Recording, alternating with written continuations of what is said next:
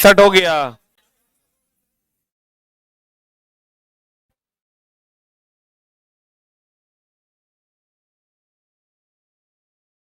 देखो चला, एक क्वेश्चन आता है, इधर इधर ध्यान दीजिएगा कि वनस्पति तेल से कृत्रिम घी बनाने में निकेल और पैलेडियम उत्प्रेरक का उपयोग होता है, या कभी कभी दे देता है और संतृप्त वसा बनाने के लिए और संतृप्त वसा बनाने के लिए और संतृप्त वसा बनाने के लिए भी निकेल और पैलेडियम उत्प्रेरक का उपयोग होता है। वनस्पति तेल से कृत्रिम घी बनाने के लिए निकेल और पैलेडियम उत्प्रेरक का उपयोग होता है, या वनस्पति तेल से कृत्रिम घी बनाने के लिए निकेल और पैलेडियम उत्प्रेरक का उपयोग होता है। और यह जो प्रक्रिया है इसको हम लोग हाइड्रोजनीकरण कहते हैं। क्या कहते हैं इसको? हाइड्रोजनीकरण कहते हैं। इस प्रक्रिया को चला कहते हैं हाइड्रोजनीकरण। अरे वो कॉपी इस बच्चे का हरा गया है, किसी के पास है क्या एक्स्ट्रा कॉपी? वो है क्या? दे दो। काहे चुरा ली है? दे दीजिए। हाइड्रोजनीकरण क्या कहते हैं चला? हाइड्रोजनीकरण। आज बोला इथानॉल हो गया पीने वाला अल्कोहल। कौन अल्कोहल? पीने वाला अल्कोहल। बताओ ये जल में घुलनशील है कि नहीं है? पिए होंगे तो पता चलिए गया होगा। इथानॉल जल में पूर्णतः विलेय है, और इन दोनों को अगर अलग करना है, इथेनॉल आप पानी को अगर अलग करना है, पानी को अगर अलग करना है तो हम लोग भाप आसवन विधि का उपयोग करते हैं। अलग करना है तो हम लोग कौन विधि का प्रयोग करते हैं? भाप आसवन विधि का उपयोग करते हैं। इथेनॉल को अगर पानी से अलग करना है तो कौन विधि का उपयोग करते हैं? भाप आसवन विधि का उपयोग करते हैं।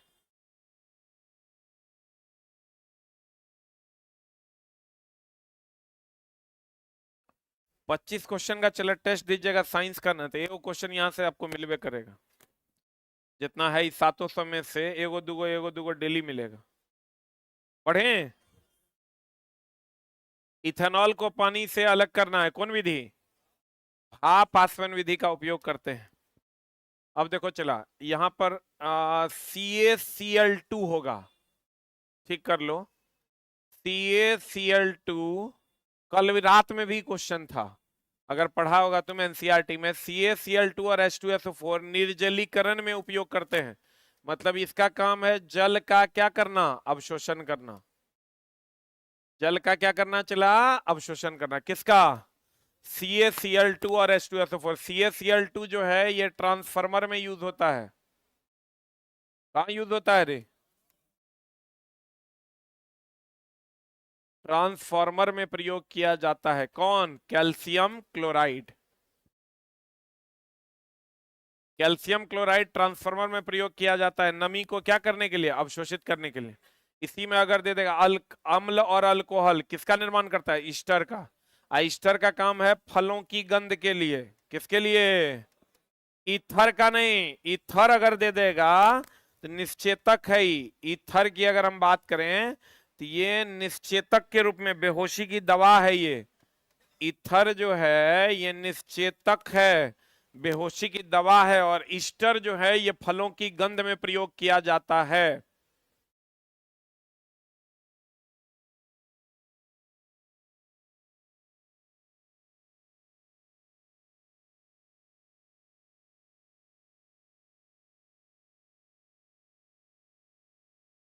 हो गया। अगर हम चला एस्टर, एस्टर की बात करें तो ये फलों की गंध के लिए, जो हम लोग पेप्सी माजा पीते हैं या अन्य अलग अलग फ्लेवर का आइसक्रीम वगैरह खाते हैं, तो उसमें किसका उपयोग करते हैं? ईस्टर का। यानी अगर आप माजा पी रहे हैं मतलब आम नहीं पी रहे हैं, आप क्या पी रहे हैं? एस्टर पी रहे हैं। लेकिन कहा जाता है कि हर मौसम आम, जबकि वो आम नहीं है। ईथर क्या है? निश्चेतक। कैल्शियम क्लोराइड का उपयोग कहाँ होता है? ट्रांसफार्मर में। और H2SO4 और कैल्शियम क्लोराइड क्या है? जल अवशोषक। जल अवशोषक मतलब नमी अवशोषक। ईस्टर बताओ, इत्र की गंध सूचक के रूप में इसका उपयोग करते हैं। इत्र या गंध सूचक के रूप में इसका उपयोग करते हैं। बताओ, साबुन के बुलबुले, बुलबुले का जो गुच्छा होता है उसको हम लोग मिसेल कहते हैं। क्या कहते हैं उसको? साबुन के अणु मिसेल संरचना तैयार करते हैं, इसका मतलब बुलबुलों का गुच्छा तैयार करते हैं। बोलो ने, साबुन के अणु मिसेल यानी अणुओं का गुच्छा तैयार करते हैं, जिसे हम लोग क्या कहते हैं? मिसेल। और एगो चीज और ध्यान रखना, बालू प्लस सीमेंट मिला के बनता है मोर्टार। क्या बनता है चला? मोर्टार। और साबुन के बुलबुले के अंदर का जो अगर त्रिज्या आर हो तो इसका जो दाब होता है वो होता है 40/r, जहां आर जो है वो त्रिज्या है और टी जो है वो क्या है? पृष्ठ तनाव है। टी क्या है चला? पृष्ठ तनाव है। और पी क्या है? दाब है। तो हमको ये बताओ, जिसकी त्रिज्या कम होगी उसका दाब क्या होगा? जिसकी त्रिज्या कम उसका दाब ज्यादा, जिसकी त्रिज्या ज्यादा उसका दाब कम। जल्दी लिख। भोज खाने आया है रे।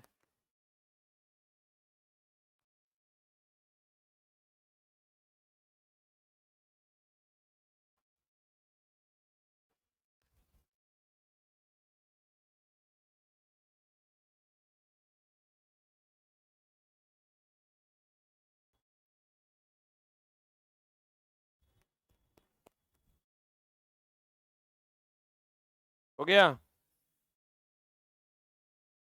पी बराबर क्या होता है? 40/r, यानी जिस साबुन के बुलबुले की त्रिज्या कम होगी उस पर दाब ज्यादा होगा। अब बालू और सीमेंट के मिश्रण को क्या कहते हैं? मोर्टार। मार्टार ने मोर्टार। और साबुन के गुच्छे, बुलबुलों के गुच्छों को क्या कहते हैं? मिसेल। क्या कहते हैं? साबुन के बुलबुले पर जो दाब होता है वो होता है 40/r। हाँ, नाम है रे। जैसे किसी चीज का हम लोग नाम रखते हैं ना, चला हम लोग साबुन, क्या बोलते हैं उसको, जैसे साबुन के बुलबुले का गुच्छा है, बहुत सारा बुलबुला, तो उसको हम लोग मिसल कह देते हैं। तो वैसे ही हम लोग अगर बालू और सीमेंट को एक साथ अब मिला दीजिएगा तो उस मिश्रण का नाम है मोर्टार। जैसे चीनी और पानी का मिश्रण आप मिला देते तो उसका नाम क्या है? शरबत। वही वाला बात। कहते हैं जल में विलय एक सिरे को क्या कहते हैं? जलरागी। तथा हाइड्रोकार्बन में विलय को क्या कहते हैं? जल विरागी। रागी मतलब आकर्षित होने वाला, और विरागी मतलब हटने वाला। जैसे हम लोग कहते हैं ना, वैराग्य धारण कर लिया। वैराग्य मतलब क्या किया? हट गया कि सट गया? हट गया ना। तो कहते हैं जल में विलय एक सिरे को क्या कहते हैं? जलरागी। और हाइड्रोकार्बन में विलय को क्या कहते हैं? जल विरागी। क्योंकि हाइड्रोकार्बन में बंधन नहीं बनता है, क्योंकि सहसंयोजक बंधन मजबूत होता है। कौन मजबूत होता है? इसलिए वो जल्दी बंधन को तोड़ता नहीं है। अपमार्जक का नाम सुना है? अपमार्जक मतलब हो गया चला सरफ। सरफ सुने हो ना? अपमार्जक लंबी कार्बोक्सिलिक अम्ल श्रृंखला के अमोनियम एवं सल्फेट लवण होते हैं। अपमार्जक लंबी कार्बोक्सिलिक अम्ल श्रृंखला के अमोनियम एवं कौन लवण होते हैं? सल्फेट। सन कितना ईस्वी में? 1817 में डोबेरिनर ने क्या दिया था? तिर्यक नियम। और डोबेरिनर ने तिर्यक नियम में क्या कहा था? दूसरा तत्व का द्रव्यमान पहला और तीसरा का क्या होगा? औसत होगा। यही ने दिया था। न्यूलैंड ने दिया था अष्टक नियम। क्या नियम? तो जैसे चलन ईस्वी बहुत सारा है, लेकिन कुछ ईस्वी है जो एनसीईआरटी में दिया हुआ है जो तुमको पूछेगा। जैसे ईस्वी बहुत सारा है, आप देखिए फलना की खोज इतना ईस्वी में हुआ, चिलना की खोज इतना ईस्वी में हुआ, ढेकलना का खोज इतना ईस्वी में हुआ। उतना आपको नहीं याद करना है, जो एनसीईआरटी में दिया हुआ है उसको लेकिन याद रखना होगा। तो डोबेरिनर का ट्राइड कितना ईस्वी में? 1817 में। इन्होंने जर्मनी के म्यून्सबर्ग में औषधि तथा स्ट्रेस वर्ग में रसायन शास्त्र का क्या किया था? अध्ययन किया था। इसका जिक्र है एनसीईआरटी में। कहता जेना विश्वविद्यालय में ये क्या रहे थे? अध्यापक। और सबसे पहले कौन उत्प्रेरक का खोज किया? प्लेटिनम। उत्प्रेरक का खोज कौन किया था? बर्जीलियस। देखो चला, बर्जीलियस के बारे में कुछ बातें हैं जो आप जान लीजिए।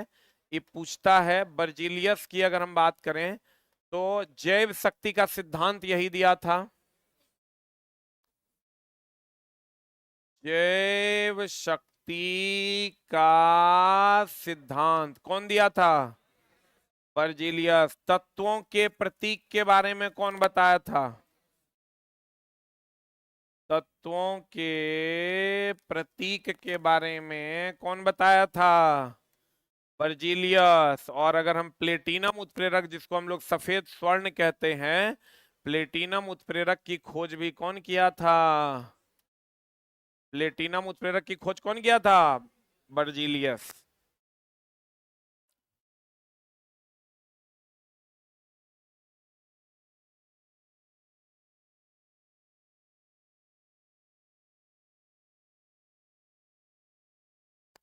इसका पीडीएफ डाला हुआ है सामने, जो टेलीग्राम लिंक है आपका उसी में पीडीएफ मिल जाएगा।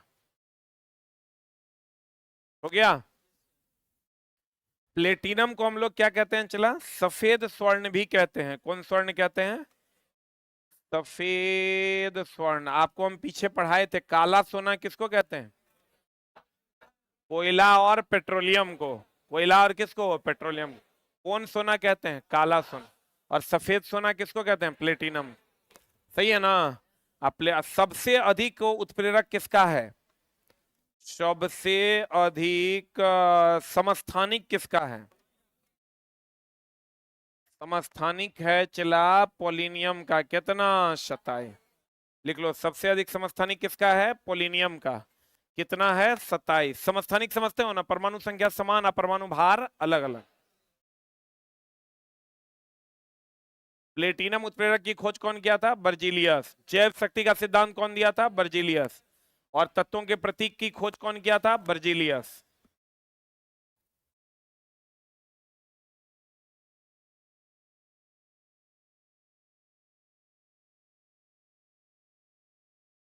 लियोपिन का उपयोग क्या चीज में करते हैं? सफेद पेंट के रूप में किया जाता है। कुछ नहीं है, इसको याद रखना है। न्यूलैंड ने कौन नियम दिया था? अष्टक नियम। इसके ज्ञात 56वें तत्व कौन था? थोरियम। यानी अंतिम तत्व कौन था न्यूलैंड में? थोरियम। इसका नियम कैल्शियम तक मान्य था। ये तो पता है ना? यह नियम कहां तक लागू था? कैल्शियम तक। देखो चला, कोबाल्ट और निकेल का गुण किसके समान था? आयरन के समान। होते हुए भी आयरन को बहुत दूर रखा गया था। ये भी आप जानते होंगे। कोबाल्ट और निकेल को कहां रखा गया था? हेलोजन के साथ। अब भविष्य में अन्य तत्वों के न होने की संभावना व्यक्त किया। देखो ये क्वेश्चन आता है बार बार। डोबेरिनर और न्यूलैंड, इन्होंने कहा था कि भविष्य में कोई तत्व नहीं आएगा। न्यूलैंड ने कहा हम कह रहे हैं 56 को तत्व है तो 56 को रहेगा। लेकिन एकमात्र ऐसा वैज्ञानिक था, कौन? मेंडलीफ, जिन्होंने कहा कि तत्व आएंगे। और बाद में तत्व जब आया तो उसको जोड़ा भी। 3 तत्व को खास करके उन्होंने जोड़ा मेंडलीफ ने, स्कैंडियम, गैलियम और जर्मेनियम को। किसको किसको? अगर तुमको कहेगा, एक चीज और ध्यान रखना कि डोबेरिनर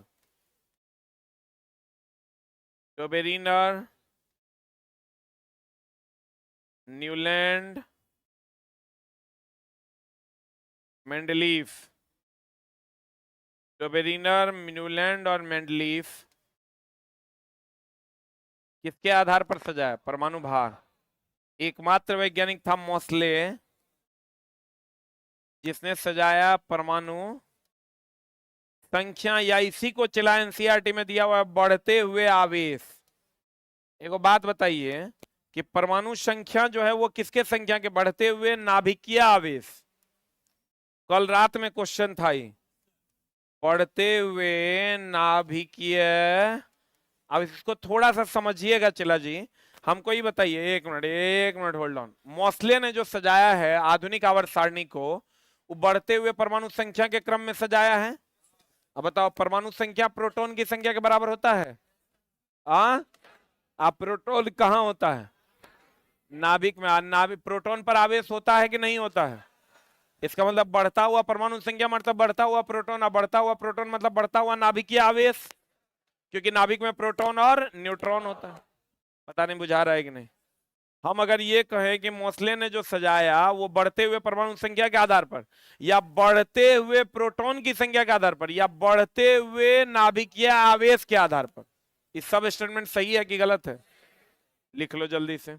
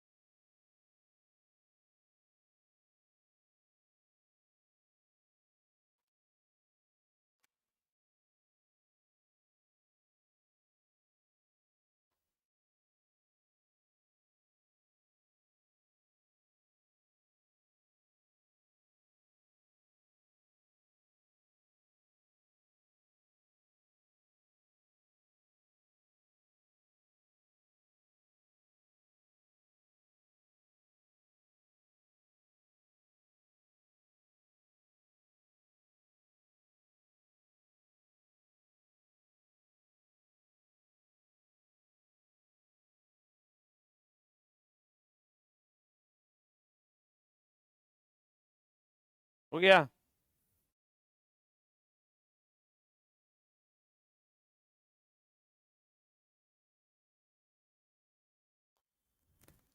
अरे हो गया। अब देखो, तो अगर कह दे मोस्ले ने परमाणु संख्या के आधार पर सजाया, या बढ़ते हुए नाभिकीय आवेश के आधार पर, या बढ़ते हुए प्रोटॉन की संख्या के आधार पर, ये सब सही है कि गलत है? सही है, बहुत बढ़िया बात। भविष्य में आने वाले तत्वों के बारे में देखो कौन बताया। जो यहां से जो बात हुई थी डोबेरिनर की, किसकी बात हुई थी?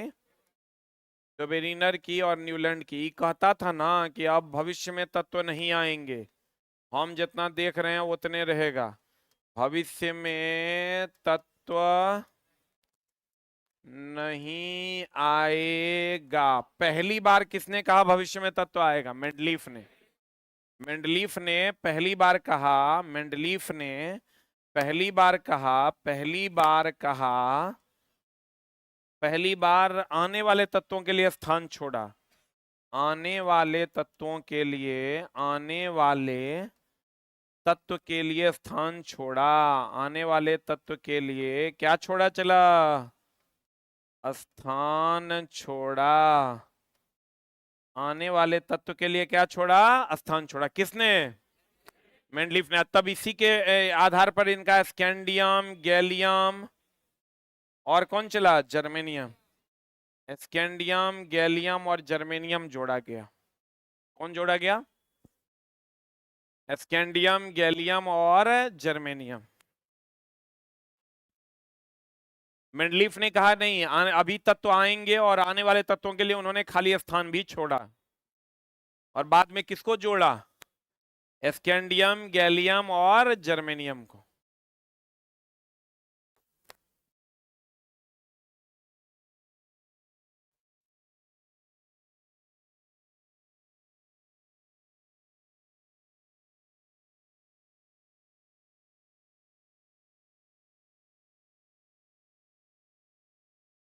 हो गया? पहली बार आने वाले तत्वों के लिए कौन कहा था कि आएगा तत्व और आ सकता है? कौन कहा था? मेंडलीफ ने। और आवर्त सारणी को ये तीनों परमाणु भार के आधार पर सजाया। ये मोस्ले ने किसके आधार पर सजाया? परमाणु संख्या के आधार पर। पढ़े? तो भविष्य में अन्य तत्व होने की संभावना व्यक्त किया था किसने? किसने किया था रे? मेंडलीफ ना। मेंडलीफ की आवर्त सारणी 1869 में छपी, तथा कितना में जर्मन पत्रिका में छपी? जैसे ये दोनों अलग अलग बात है। अगर कह देगा मेंडलीफ की आवर्त सारणी कितना में छपी? 1869 में। लेकिन भैया जर्मन पत्रिका में कब छपी थी? 1872 में। दोनों बात अलग अलग। मेंडलीफ ने जब अपना आवर्त सारणी बनाया था वो कितना में बनाया? 1869 में। लेकिन जर्मन पत्रिका में कब छपा? 1872। कितना साल बाद? 3 साल बाद ना, 3 साल बाद उसकी थ्योरी जो है जर्मन पत्रिका में छपी थी। अगर कह देगा तुमको मेंडलीफ ने पहली बार जो आवर्त सारणी बनाया वो कितने में बनाया, 1869 में, और छपा था कितने में, 1872 में। कितना में? इस समय ज्ञात तत्वों की संख्या कितनी थी, 63। ये हमेशा ध्यान रखिएगा। चला डोबेरिनर, डोबेरिनर के समय ज्ञात तत्वों की संख्या नील, पता ही नहीं था इसको। न्यूलैंड के समय ज्ञात तत्वों की संख्या, न्यूलैंड के समय ज्ञात तत्वों की संख्या 56। अब मेंडलीफ के समय ज्ञात तत्वों की संख्या, मेंडलीफ के समय ज्ञात तत्वों की संख्या कितनी थी, 63। और मोस्ले के समय ज्ञात तत्वों की संख्या 114, और अभी ज्ञात तत्वों की संख्या 118। सब अलग अलग है, बढ़िया से देख लो।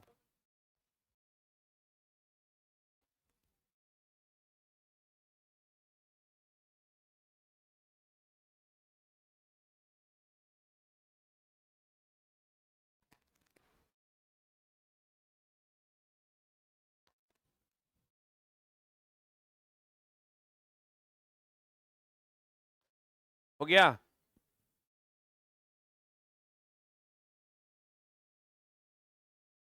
भविष्य में तो धिया पुता होगा तब तक बढ़वे करेगा एक आध दूगो, अभी लेकिन तोरा तक 118 मारना।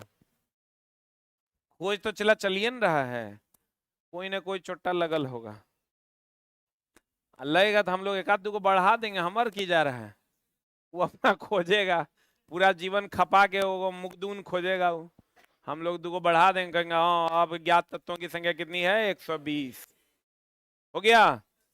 ये क्लियर है ना?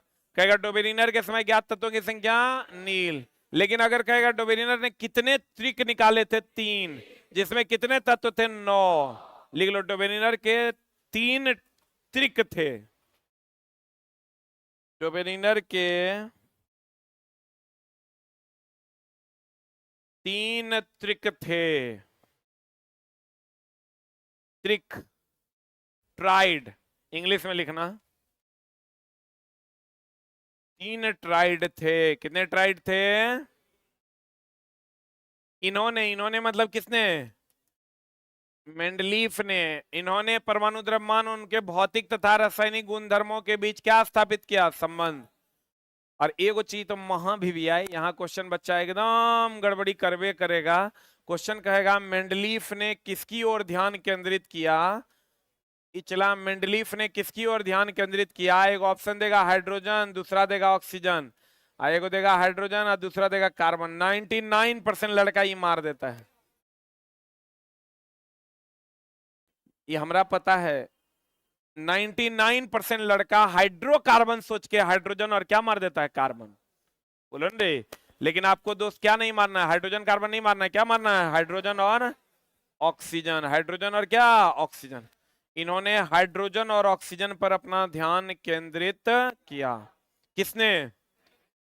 इन्होंने, किन्होंने, इन्होंने किन्होंने, मेंडलीफ ने। किसने चला, मेंडलीफ ने हाइड्रोजन और ऑक्सीजन पर अपना ध्यान केंद्रित किया। हाइड्रोजन कार्बन नहीं मारिएगा, ये गलत है। क्या मारिएगा? अब पता नहीं लड़का को हाइड्रोकार्बन से बड़ा, जैसे रेडियो सक्रियता की खोज मैडम क्यूरी धाई से मार देता है, जबकि आंसर होगा हेनरी बैक्वेरल। क्या होगा आंसर? तो फिर 1 नंबर से नहीं होगा तो फिर हमरा नहीं कहना नहीं होता है। तो चला हेनरी बैक्वेरल ने किया था, तो ये हेनरी बैक्वेरल और क्यूरी के बीच आपको डिफरेंस समझना पड़ेगा कि कब क्यूरी मारना है, कब हेनरी बैक्वेरल मारना है, ना तो सब गुण हो जातो गोबर। ये तो सब जानता होगा, लेकिन यहाँ भी झोल है। यहाँ जब क्वेश्चन आएगा ना तो तू फंस जाएगा। ग्रुप और समूह अलग अलग दे देता है, मामला फंसा देता है। अगर कहेगा ये तो सब ने जानता है, चला ऊर्ध्वाधर ये जो ऐसे खड़ा रहेगा तो उसको क्या कहते हैं, ग्रुप या समूह कहते हैं। आई क्षैतिज को क्या कहते हैं, आवर्त। तो एकरा में कोई झोल नहीं है, इसमें कोई झोल नहीं है, लेकिन इसमें ध्यान रखना कि ग्रुप और समूह में पहला उत्तर क्या होगा, पहला उत्तर क्या होगा, ग्रुप, और दूसरा उत्तर क्या होगा, समूह। हाँ, अब वर्ग और समूह में भी गड़बड़ नहीं करना। ग्रुप बोले तो क्या, वर्ग, ग्रुप या वर्ग पहला उत्तर होगा, समूह का वहां उत्तर होगा दूसरा। लड़का को आता है दोनों था, लड़का सीधा रफली अगर पढ़िएगा तो लोग करते हैं वर्ग या समूह, हम लोग भी कह देते हैं वर्ग या समूह, लेकिन अब हम नहीं कहते हैं, अब हम अलग कर देते हैं। अब पढ़ाते हैं तो हम क्लियर करते हैं, भैया वर्ग और ग्रुप मिलेगा तो ये पहला उत्तर होगा, ये नहीं रहेगा तो क्या मारिएगा, समूह। क्या मारिएगा, बोलो रे। साफे नॉन एनर्जेटिक, खाता पीता नहीं है रे, साफे लगता है दे हाथ ला के यहाँ रख दिया है। खाओ पियो मुर्गा उर्गा, पैसा की दिक्कत है कि।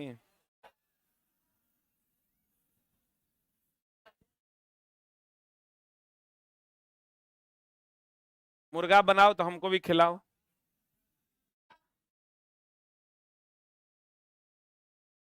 आज तक का चला इतिहास है, जे हमरा मुर्गा खिलाया है सबको नौकरी हुआ है। थोड़ा लेट हुआ है लेकिन हुआ है जरूर। अब तुम लेके आओगे एक पीस, एक नंबर से रह जाएगा। लेके आओगे वो छोटी वो आया छोटका टिफिनवा में लेके, ये इतना बड़का टिफिन था, ओकरा में एगो लेग पीस था, एगो छोटकनवी पीस था। बोला सर हम आपके लिए लाए, हम बोले लाइवे किया छोटा दे, इतना कम लाया है। और फिर 8-9 दिन पहले आया, बोला सर हमारे पॉइंट पॉइंट से रह गया। एक पीस खिलाओगे भाई, पॉइंट से रहबे करेगा। ये तो समझो ललचा के रहना ना हो गया रे, खिलाना है तो भरपेट खिलाओ। ये तुम लोग को होता है कि आज चिकन बना के ले जाते हैं गुरुजी को खिलाएंगे, ना, एकदम नहीं।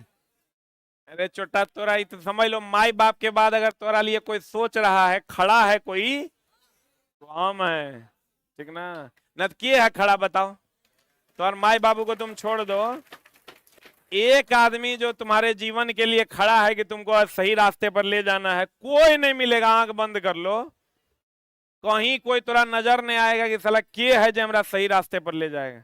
और तब छोटा एगो चिकन के नाम पर ही कर देता है। आ खिलाओ नहीं एक पीस, एक नंबर से गड़बड़ाएगा। कहते हैं ऊर्ध्वाधर स्तंभ या ग्रुप, ग्रुप को ही क्या कहते हैं, चला वर्ग, क्या कहते हैं, वर्ग को समूह कहते हैं, और वर्ग या समूह कहते हैं, और क्षैतिज को क्या कहते हैं, आवर्त। अब कहते हैं इन्होंने, इन्होंने मतलब किन्होंने, मेंडलीफ चचा ने, किसने चला, अरे चला ये तो सब न जानता है, मेंडलीफ ने परमाणु भार के आधार पर सजाया, के नहीं जानता है, सब जानता है। परमाणु भार और परमाणु द्रव्यमान केमिस्ट्री में सेम है, इसका ध्यान रखना। परमाणु भार और परमाणु द्रव्यमान केमिस्ट्री में सेम है कि अलग अलग। आ कहता इन्होंने, किन्होंने, पहले तो इन्होंने ऑक्साइड के ऊपर ध्यान केंद्रित किया और हाइड्रोजन और ऑक्सीजन को प्राथमिकता दी, उसके ऊपर और ज्यादा ध्यान केंद्रित किया, और हाइड्रोजने एकरा धोखा दे दिया। जगरा पर बेसी ध्यान दोगे वो बेसी धोखा देगा। हाँ, जगरा पर तुम ध्यान नहीं दो एकदम धोखा नहीं देगा। हाइड्रोजन जो है चला, हाइड्रोजन को ही आवारा बोला था ही। कौन बोला था, मेंडलीव। क्या बोला था, आवारा, क्योंकि हाइड्रोजन के कारण कर आवार सारनी बोरा में गया था, ठीक ना। जबकि हाइड्रोजन और ऑक्सीजन पर विशेष ध्यान केंद्रित किया था, और वही इसको क्या दे दिया, धोखा दे दी। तो कहते हैं इन्होंने ऑक्साइड के ऊपर भी रखा था चीजों को। एक का बोरोन नाम सुने हो ना, तीने को एक का था, एक का बोरोन, एक का एल्युमिनियम, एक का सिलिकॉन, बोलो हाँ। तीन गो इक्का को इन्होंने रखा था, इन नाम रखा था, इक्का बोरोन, इक्का एल्युमिनियम और इक्का सिलिकॉन। आइए हमेशा ध्यान रखना, सिलिकॉन बोले तो जर्कोनियम हो गया, जर्मेनियम। इक्का सिलिकॉन बोलते हैं किसको, जर्मेनियम को। इक्का एल्युमिनियम किसको बोलते हैं, गैलियम को। इक्का बोरॉन किसको बोलते हैं, स्कैंडियम को। अच्छा चला, ये तो याद रहेगा। सिलिकॉन के जस्ट बगल में कौन है, जर्मेनियम ना, तो इक्का सिलिकॉन कौन हो जाएगा, जर्मेनियम। इक्का सिलिकॉन कौन हो जाएगा, जर्मेनियम। इक्का बोरॉन कौन हो जाएगा, स्कैंडियम। इक्का एल्युमिनियम, गैलियम। अच्छा एल्युमिनियम गैलियम सेम जैसा नहीं लग रहा है, और सिलिकॉन जर्मेनियम सेम जैसा नहीं लग रहा है, बोलो ना रे। उसके बाद बच गया इक्का बोरॉन, जिसको हम लोग क्या कहते हैं, स्कैंडियम। अक्रिय गैस देखो, मेंडलीफ ने, किसने चला, अरे किसने, किसने? मेंडलीफ का आवर्त सारणी देखोगे ना, तो लास्ट में बाईं ओर जो है उन्होंने अक्रिय गैस को रख दिया था। कहां रख दिया? इधर helium, neon, argon, krypton, xenon, radon को सबसे बाईं ओर शून्य वर्ग, इसीलिए उसका नाम पड़ा। काहे जानते हो? मेंडलीफ क्या किया, 1 2 3 4 5 9 तक सजा दिया।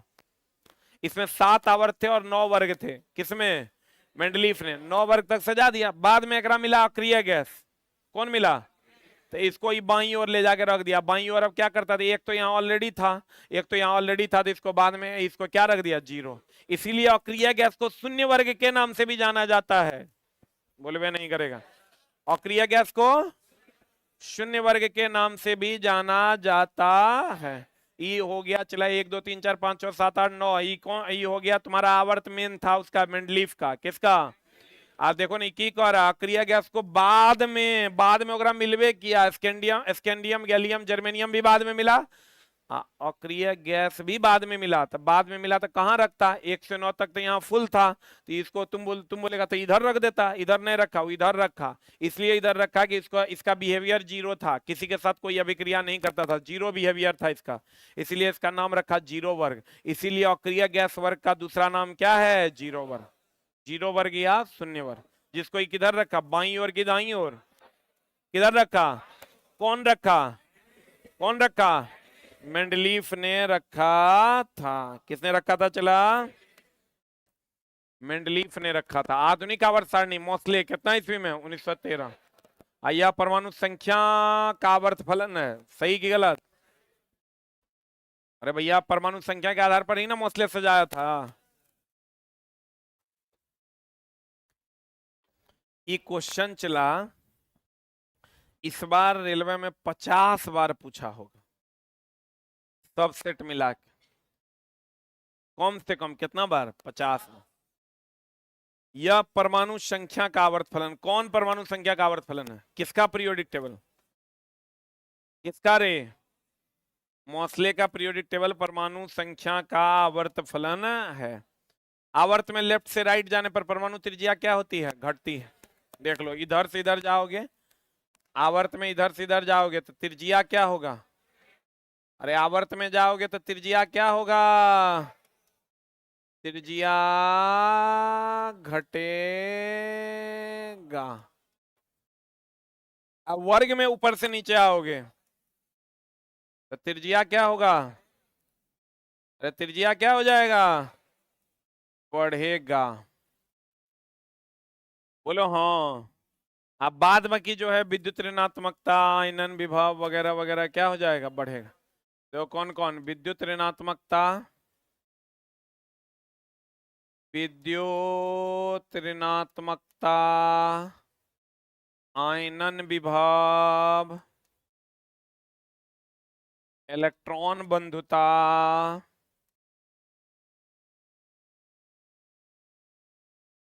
इलेक्ट्रॉन बंधुता, इस सब आवर्त में क्या हो जाएगा?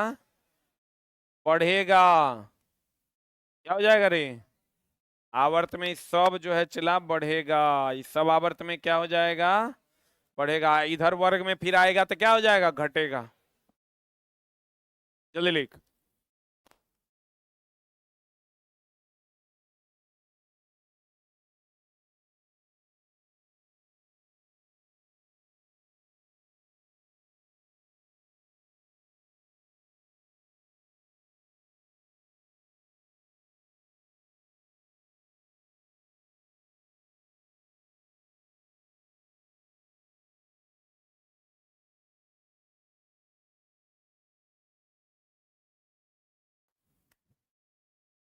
हो गया?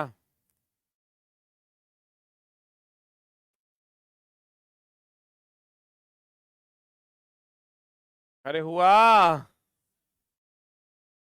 विद्युत ऋणात्मकता, आयनन विभव, इलेक्ट्रॉन बंधुता, ये सब क्या हो जाएगा? बढ़ेगा।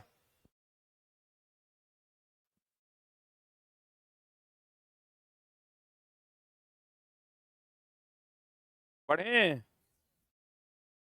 गतावर्त में लेफ्ट से राइट जाने पर परमाणु त्रिज्या क्या होता है? चला क्या होता है? घटता है। अब देखो रात में यही क्वेश्चन था, नाभिकीय आवेश, एनसीईआरटी का क्वेश्चन है। नाभिकीय आवेश के बढ़ने से परमाणु इलेक्ट्रॉन को खींचता है, जिससे साइज क्या हो जाता है, घटता। अभी जो धीरे धीरे जब आप इधर की ओर जाइएगा तो परमाणु संख्या बढ़ेगा, मान लो 3 4 5 6 7 8 होगा। तब जब परमाणु संख्या जो होता है वो प्रोटॉन के बराबर, किसके बराबर, तो बताओ इसमें प्रोटॉन की संख्या नाभिक में कै गो होगा, 8 गो, और इसमें प्रोटॉन की संख्या नाभिक में कै गो होगा, 3 गो। तो प्रोटॉन इलेक्ट्रॉन में आकर्षण की विकर्षण, तो बोले वे नहीं करेगा। तो अगर प्रोटॉन इलेक्ट्रॉन में आकर्षण होगा तो इसमें 3 गो इलेक्ट्रॉन है, उसी हिसाब से खींचेगा, और इसमें 8 गो इलेक्ट्रॉन है, तो ज्यादा खींचेगा कि कम खींचेगा, तो ज्यादा खींचेगा, संकुचित होगा कि बढ़ेगा। तब हम ये कह सकते हैं कि आवर्त में लेफ्ट से राइट जाने पर नाभिक में प्रोटॉन की संख्या बढ़ती है, जिसके कारण संकुचन बल ज्यादा होता है, जिसके कारण वो क्या हो जाता है, क्या हो जाता है, संकुचित हो जाता। बुझा रहा है, बोलो ना रे। अभी चला हम एगो प्रोजेक्ट दिए हैं बिग बूस्टर टीम को। क्या प्रोजेक्ट दिए हैं कि सारा जितना एनसीईआरटी का बुक है, एनसीईआरटी का एक तो एग्जाम्पलर है ही, उसके अलावे पूरा का पूरा एनसीईआरटी लगभग 5 लाख का मेरा ये प्रोजेक्ट है। हमको ऐसा लग रहा है कि अब सारे एग्जाम्स एनसीईआरटी के इर्द गिर्द होने लगे हैं, चाहे वो बिहार के एग्जाम हो या सेंट्रल का एग्जाम हो। तो हमने क्या किया है, इसका एक 5 लाख का बजट बनाया है, जिसमें हम इसमें कंप्लीट एनसीईआरटी में 10 लोगों को लगाकर सिर्फ इसका ऑब्जेक्टिव निकलवा रहे हैं। क्योंकि ऑब्जेक्टिव अवेलेबल नहीं है, डायरेक्ट क्वेश्चन पूछता है, बच्चा से बनता नहीं। इसका चैप्टर वाइज नहीं, पेज वाइज ऑब्जेक्टिव निकाल रहे हैं।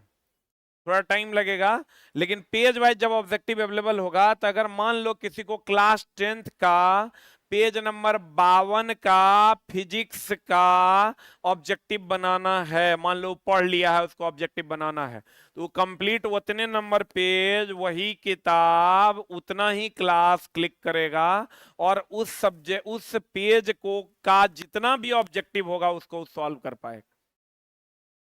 उसमें ही फीचर होगा, वो भी सिंगल क्लिक में। जैसे ही एक क्लिक करेगा उससे क्लास मांग लेगा, नेक्स्ट क्लिक करेगा तो उससे सब्जेक्ट मांग लेगा, अगला क्लिक करेगा तो उससे पेज नंबर मांग लेगा, और वो पेज वो पढ़ेगा, और पढ़ने के बाद वो ऑब्जेक्टिव सॉल्व कर पाएगा अलग अलग एग्जाम का। उससे चला अभी क्या हो रहा है ना, 90% एग्जाम्स जो, अगर हम मेरिट बनाने की बात कर रहे हैं, जैसे अब हुसैन फुसैन रट लीजिएगा तो क्वेश्चन तो बनिए जाएगा, 100 है तो 70 बनेगा, लेकिन वो जो 71 72 73 74 जगह से लोगों को नौकरी होगा, वो एनसीईआरटी है चला होकर।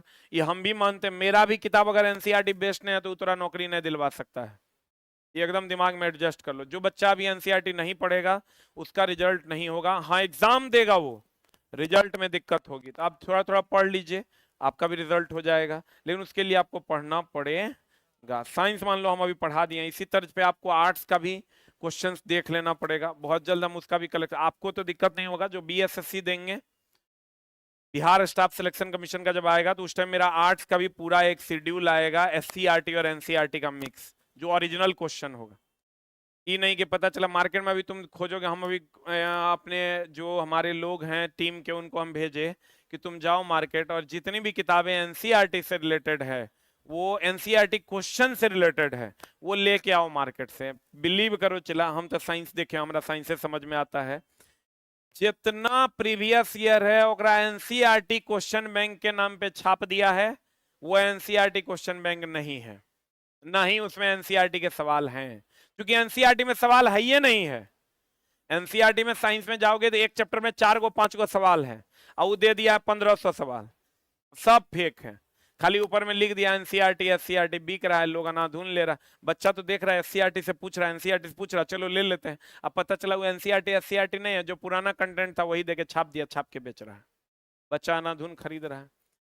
कहते हैं चला आवर्त को लेफ्ट से राइट जाने पर, ई एनसीईआरटी का लेवल है जो आपके सामने है। एनसीईआरटी का लेवल ई नहीं है कि के कक्षा में कितने इलेक्ट्रॉन होंगे, 2n² का सिद्धांत किसने दिया, बोर ब्यूरी ने। एनसीईआरटी कहता है कि अगर लेफ्ट से राइट जाएंगे तो परमाणु त्रिज्या क्या हो जाएगी, घटेगी।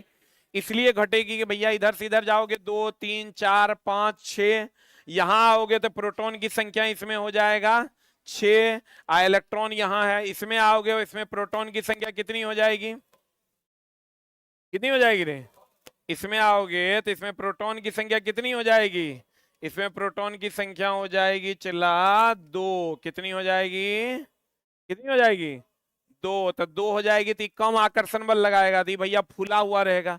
इसमें 8 6 हो जाएगा दी ज्यादा आकर्षण बल लगाएगा, सिकुड़ा हुआ होगा। इसीलिए इधर से इधर जाने पर आकृति क्या हो जाती है? क्या हो जाती है? घट जाती है। अब कहता है चला समूह में कहा, समूह में ऊपर से नीचे आएंगे यानी वर्ग में, समूह में यानी किस में?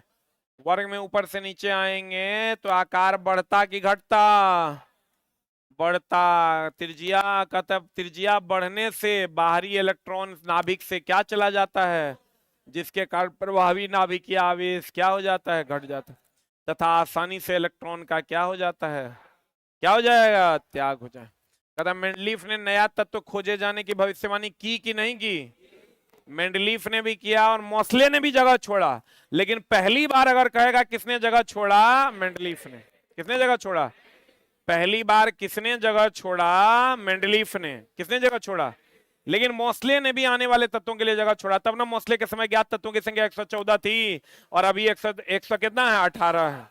तो 4 को तत्व बढ़ा ना, खाली जगह नहीं छोड़ता तो होता। लेकिन ये नहीं पूछेगा कि मोस्ले छोड़ा कि नहीं छोड़ा, ये पूछेगा कि बताओ पहली बार किसने आने वाले तत्वों के लिए स्थान छोड़ा? किसने छोड़ा? पहली बार किसने आने वाले तत्वों के लिए स्थान छोड़ा? मेंडलीफ ने। किसने छोड़ा? और मोस्ले तो ढेरी स्थान छोड़ दिया और बाद में अभी 114 118 आने वाले समय में वो 140 तक जा सकता है, उतना स्थान उन्होंने छोड़ दिया।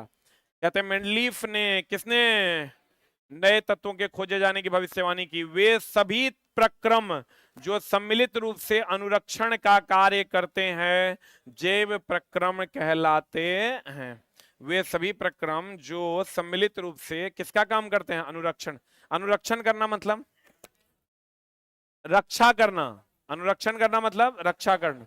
उसको हम लोग कौन प्रक्रम कहते हैं? जैव प्रक्रम। जैव प्रक्रम कहते हैं। स्वपोषी का नाम सुने हो? स्वपोषी अपना भोजन बनाता है प्रकाश संश्लेषण से। किससे बनाता है? रातों में ही क्वेश्चन था। स्वपोषी अपना भोजन बनाते हैं प्रकाश संश्लेषण से। किससे बनाते हैं?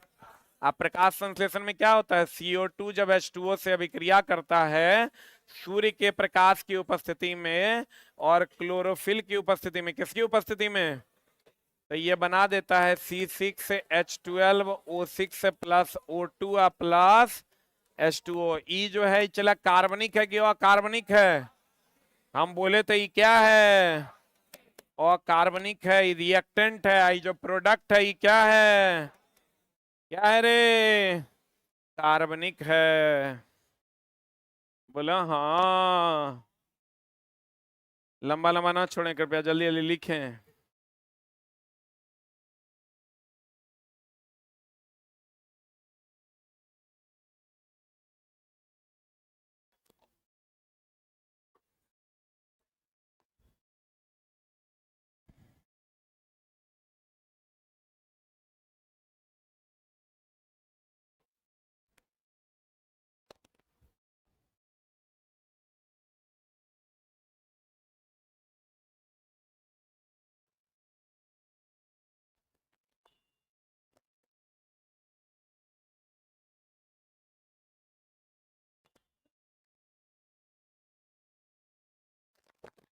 हो गया?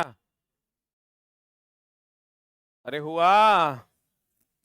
बताओ स्वपोषी जब ये कह दिया मतलब क्या चला? पादप। स्वपोषी जब ये कह दिया मतलब क्या? कहता है स्वपोषी अकार्बनिक स्रोत। एक स्रोत क्या है? क्या है? अकार्बनिक स्रोत से CO2 तथा जल के रूप में, CO2 तथा जल के रूप में सरल पदार्थ से, ये सरल पदार्थ है और ये क्या है? जटिल पदार्थ। हम लोग क्या करते हैं? जटिल से सरल बनाते। जो पादप है उस सरल से, इसको आप कह सकते हैं ये कौन पदार्थ है? सरल। ये कौन पदार्थ है? जटिल। पादप जो है वो सरल से क्या बनाता है? जटिल। अच्छा टेलीग्राम पे नहीं मिला PDF, फिर से हम डाल देंगे।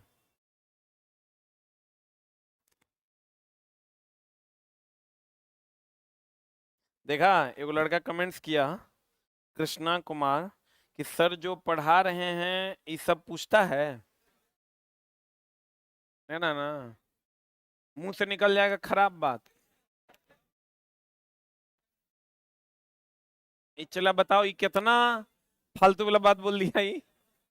हम बोले ना तुमको, हमको पता था ये कोई ना कोई बात बोलबे करेगा।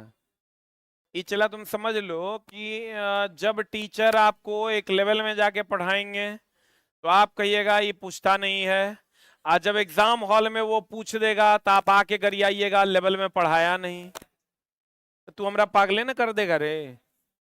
पिछले बार हम लोग एनसीईआरटी नहीं पढ़ा रहे थे क्योंकि नहीं पूछ रहा था, आप पढ़ाते तो लड़का सीधे कहता ही मास्टर पागल हो गया है क्या पढ़ा रहा है। आज जब 2 सिटिंग में पूछा तो तीसरा सिटिंग से जब लाइव आए तो 8,000 10,000 12,000 13,000 बच्चा लाइव रहने लगा, 8-8 लाख व्यूज जाने लगा। अरे बाप रे बाप, एनसीईआरटी पूछ लको रे। अभी जब तुरंत अच्छा चला बताओ दी क्वेश्चन नहीं पूछता है, हम पागल हो गए हैं। देखो ये चला देखो ये बोलता कौन है, जैसे ये सबके साथ होता है, रीजनिंग वाले सर के साथ भी होता है, मैथ वाले सर के साथ भी, हमारे साथ भी। जैसे ही आप लेवल को थोड़ा सा बढ़ाइएगा तो जितना भूसकोलवा होगा, क्योंकि भूसकोलवा को ऐसा लगता है कि रट के रिजल्ट लिया जा सकता है, अगर दिमाग में पहले से सेट है, क्योंकि उस चोट्टा मुंह से तो खाली खराबे निकल रहा, बस कमांड किए हुए हैं। वो चोट्टा पढ़ा है नहीं कभी, उसको पढ़ने में इंटरेस्ट भी नहीं है, उसको लगता है जो पढ़ा रहा है फालतू है, क्योंकि वो खुद को समझा रहा है कि पूछवे नहीं करता है और उसको समझ में भी आता नहीं है। पहले वो तो यहीं तक खुश है कि भैया पौधे प्रकाश संश्लेषण करते हैं, वो यहीं तक खुश है। तो इस बार का एग्जाम का क्वेश्चन निकाल के देखना, कुछ नहीं किया है, यहां पर सूर्य का प्रकाश क्लोरोफिल के जगह पर वाट कर दिया है, देखा होगा प्रीवियस ईयर तो मिल गया होगा, नहीं किया है। आई चला वाट के जगह पर लिखा है सूर्य का प्रकाश, दूसरा में क्लोरोफिल, सूर्य का प्रकाश और क्लोरोफिल, ऐसा क्वेश्चन तुमको मिलेगा। और ये एनसीईआरटी का वो क्वेश्चन है, इस बार का प्रीवियस ईयर भी है। ये सब बात बोलता है चला, मन ही नहीं करता है। अभी हम सोच रहे थे कि बढ़िया बढ़िया न्यूमेरिकल पढ़ाएंगे, थोड़ा सा अप लेवल का पढ़ाएंगे, ये पढ़ाएंगे वो पढ़ाएंगे, आप पढ़ाओ तो चट्टा कहेगा चोट चोट चोट चोहर चिल। अच्छा तू पढ़ना क्या चाहता है, विद्युत धारा का सही मात्रा का एम्पियर पढ़ाए तो बोलो, पढ़ा देते हैं। हाँ क्या पढ़ाएं बताओ, निकट दृष्टि दोष में अवतल की उत्तल, वो अगर तुरंत नहीं आ रहा है तो रिजल्ट ऐसे भी नहीं होगा, ठीक ना। तो हमारा पास नहीं पढ़ो, हमारा पास तुम गलत चैनल चूज कर लिया है, जल्दी भाग यहां से। मेरा तो चला एएलपीओ का अगर टेस्ट मारेगा तो थोड़ा नंबर लाते लाते धनसन उठ जाएगा, मारता होगा तो हवा टाइट हो जाता होगा।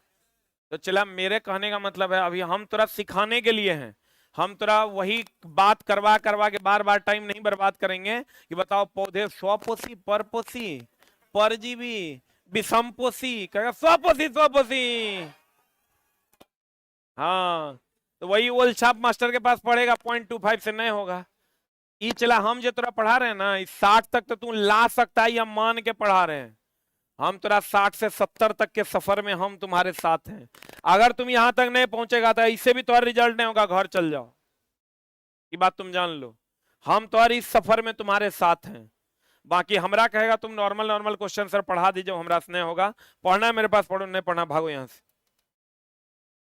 अब देखो चला स्वपोषी और कार्बनिक स्रोत, ये चला क्वेश्चन थोड़ा मिलता है, प्रकाश संश्लेषण में जो स्रोत है वो कार्बनिक है कि अकार्बनिक। तो हम बताए भी थे कि लड़का CO2 देख के क्या मार देता है, कार्बनिक, लेकिन CO2 कार्बनिक नहीं है, वो क्या है, अकार्बनिक। क्योंकि कार्बनिक होने के लिए कार्बन का डेरिवेटिव होना जरूरी है, बोलवे नहीं करेगा।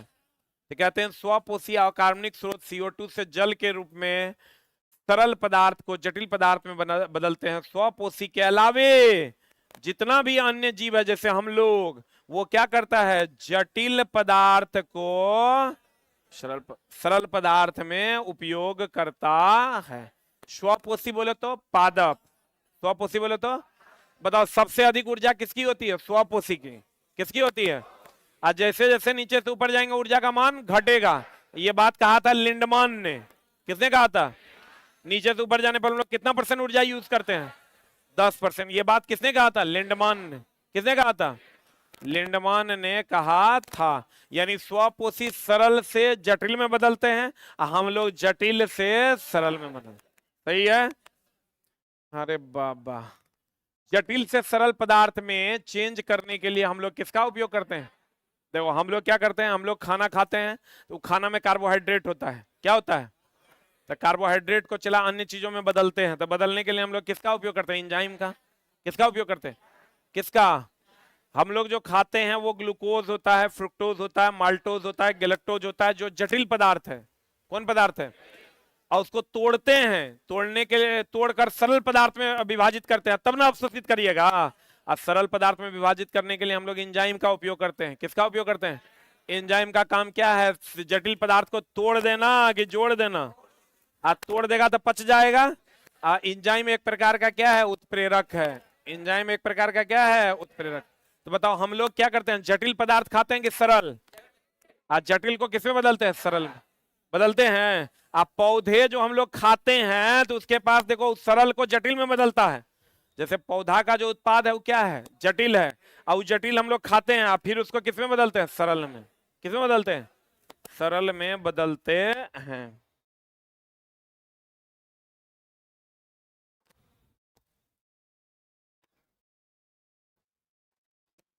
वो लड़का कहता है आपका बात सुनकर मुर्दा भी पढ़ने लगेगा। नहीं पढ़ोगे तोरा कुत्ता में बहुत फर्क रह भी नहीं जाएगा। तुम नहीं पढ़ो, चला अपने आप को मान लो कि मैं कुत्ता हूं, इसलिए कि सामाजिक कुत्ता है तुम। सामाजिक कुत्ता समझता है? कहीं खड़ा रहेगा इसे कोई बैठने के लिए नहीं कहेगा, कोई नहीं कहेगा। चला इसलिए तुम अपने आप को मान लो कि नहीं पढ़ रहा है, मतलब तुम क्या है? वाह वेरी गुड, नया शब्द का निर्माण हुआ है। पादप तथा जंतु दोनों ऊर्जा की प्राप्ति के लिए किसका उपयोग करते हैं? कार्बोहाइड्रेट का उपयोग करते हैं। हम लोग जब भूखे रहते हैं तो क्या खाते हैं? ग्लाइकोजन। क्या खाते हैं? हम लोग जब भूखे रहते हैं तो क्या खाते हैं? ग्लाइकोजन। आप पादप और जंतु बताओ तो ऊर्जा के लिए जो ग्लूकोज है, ग्लूकोज एक प्रकार का कार्बोहाइड्रेट है ना? अरे ग्लूकोज एक प्रकार का क्या है? कार्बोहाइड्रेट है। ग्लूकोज एक प्रकार का क्या है? कार्बोहाइड्रेट है। अब बताओ, कहता है पौधों में भोजन मंड स्टार्च के रूप में तथा जंतु में, अभी तुरंत ने बताए थे, पौधों में जो भोजन संचित होता है किसके रूप में? मंड या स्टार्च। और जंतु में ग्लाइकोजन। इसीलिए तो भूख लगता है तो हम लोग ग्लाइकोजन खाने लगते हैं, क्योंकि ग्लाइकोजन से हम लोगों को क्या मिलता है? ऊर्जा मिलता है। और कहते हैं क्लोरोफिल द्वारा प्रकाश ऊर्जा का, क्लोरोफिल भी एक प्रकार का चिला उत्प्रेरक ही है। अगर कह देगा तुमको कि प्रकाश संश्लेषण में उत्प्रेरक का काम कौन करता है? कौन करता है? क्लोरोफिल। प्रकाश संश्लेषण में उत्प्रेरक का काम कौन करता है? क्लोरोफिल।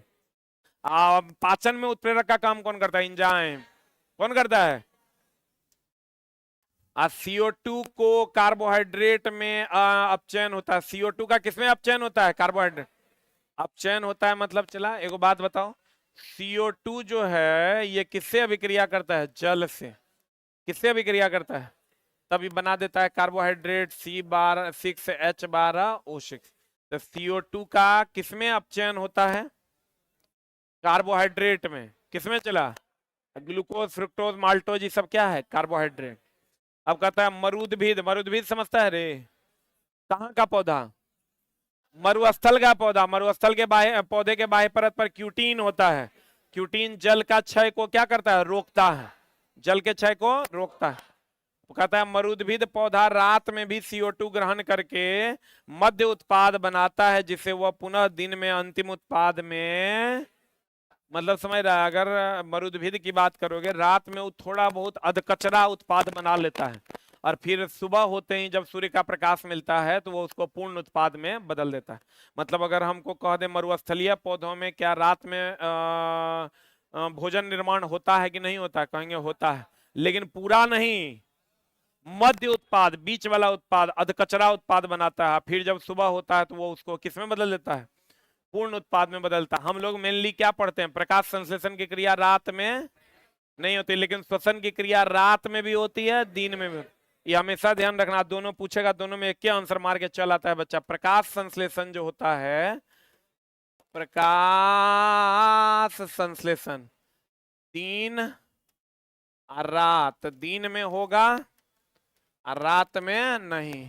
लेकिन वही अगर श्वसन की बात करोगे तो दिन में भी होता है, रात में भी होता है। हाँ, सब वृक्ष का बात नहीं होता है। चलो,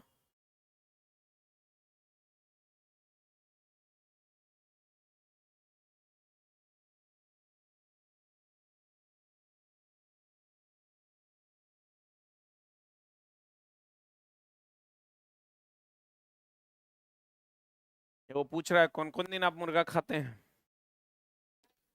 हम सब दिन खाते हैं, खाली गुरुवार छोड़ के। हो गया। गुरुवार एक्चुअली मेरे घर में बनता नहीं है, मम्मी बोलती है गुरुवार को नहीं खाना चाहिए। हो गया। पहले खिलाएगा तब ना, खाली पूछने से होगा। इधर इधर इधर। मरुद्भिद पौधा रात में क्या ग्रहण करके, कोई भी चला CO2 न ग्रहण करके उत्पाद बनाएगा, मध्य उत्पाद बनाता है, जिसे वह पुनः दिन में अंतिम उत्पाद में चेंज करा। पौधों के में गैसों का विनिमय कहाँ होता है? रंध्र में। पौधों में, इस सबको पता है। अब पौधों में वाष्पीकरण की वाष्पोत्सर्जन, वाष्पोत्सर्जन ना, पक्का ना। KOH का उपयोग CO2 को अवशोषित करने के लिए किया जाता है। पोटेशियम हाइड्रोक्साइड का उपयोग CO2 अवशोषित करने के लिए करते हैं। कैल्शियम क्लोराइड और सल्फ्यूरिक एसिड का उपयोग जल अवशोषण के लिए। एक बार और यहां लिख लो, पूछता है चला, कैल्शियम क्लोराइड और H2SO4 का उपयोग क्या अवशोषित करने के लिए? जल अवशोषण के लिए किया जाता है।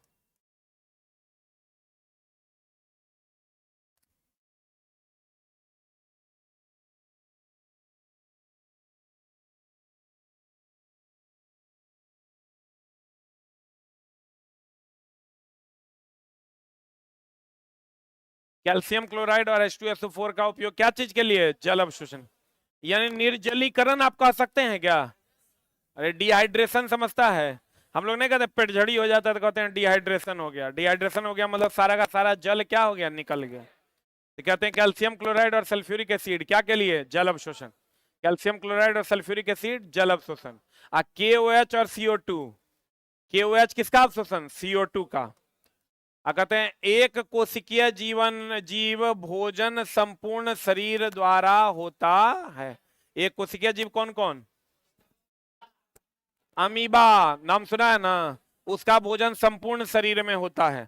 और कहते हैं एक कोशिकीय जीव में भोजन एक स्थान से दूसरे स्थान तक पक्षावीय गति द्वारा जाता है। कभी कभी पूछ देता है, इसको ध्यान में रखिए। आहार नाल में भोजन, ये चला महा भी आए। हम बोले थे आहार नाल में जो हम लोग भोजन भेजते हैं किसके द्वारा? क्रमाकुंचन के द्वारा। मतलब मांसपेशियों के संकुचन और फैलाव के, इसी को कहते हैं क्रमाकुंचन। ये एनसीईआरटी का सवाल भी है और एनसीईआरटी का वन लाइनर भी है। आहार नाल में भोजन किसके गति द्वारा जाता है? क्रमाकुंचन में लिख लो मांसपेशियों के द्वारा। किसके द्वारा? मांसपेशी के द्वारा। किसके द्वारा चला? आहार नाल में भोजन क्रमाकुंचन द्वारा मांसपेशियों के द्वारा जाता है। किसके द्वारा जाता है? मांसपेशियों के द्वारा जाता है। यही तो सबको पता होगा। क्षुद्रांत या छोटी आंत में भोजन का क्या होता है? संपूर्ण पाचन। कभी कभी क्रमाकुंचन नहीं होगा तो क्रम से संकुचन और विरलन होगा। क्रमाकुंचन को ही कहते हैं क्रम से संकुचन और विरलन। करते हैं ना? तो आपको देगा आहार नाल में जो भोजन जाता है गुरुत्वाकर्षण के अधीन जाता है, पानी के द्वारा जाता है, निर्वात के कारण जाता है, क्रमाकुंचन के द्वारा जाता है। मांसपेशियों में क्रमाकुंचन के द्वारा जाता है। क्लियर है? बोलन रे। आज की कार्रवाई यहीं तक। Thank you very much.